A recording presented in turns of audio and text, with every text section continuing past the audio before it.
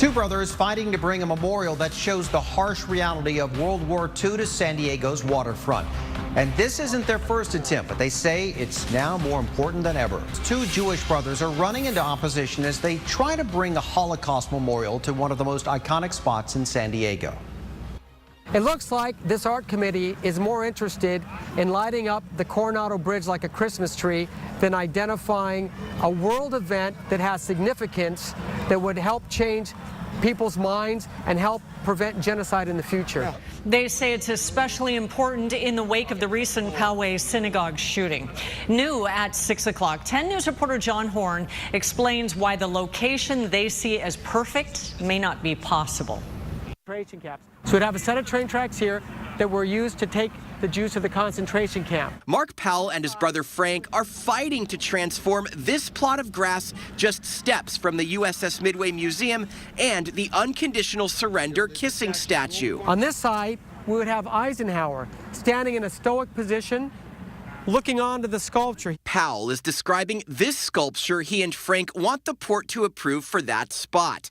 It depicts U.S. soldiers liberating the Nazi concentration camps at the end of World War II. It's to educate students, parents, tourists, the public on genocide, the Holocaust, and ways to prevent this from happening. The Powells say they had the finances lined up and the support of more than a dozen politicians. That includes Democratic Congressman Scott Peters, Republican Duncan Hunter, and Mayor Kevin Faulconer.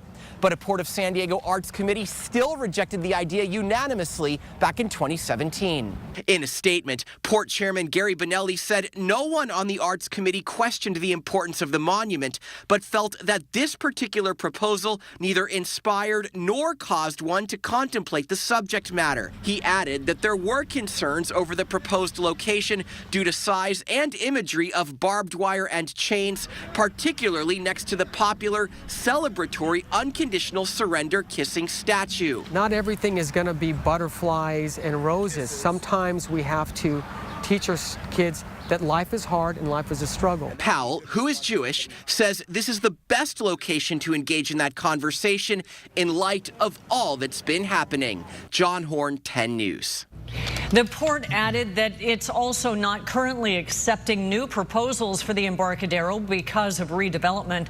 A spokesperson says the Powells can resubmit their monument if there were significant changes after the committee feedback, and they have until January to do so.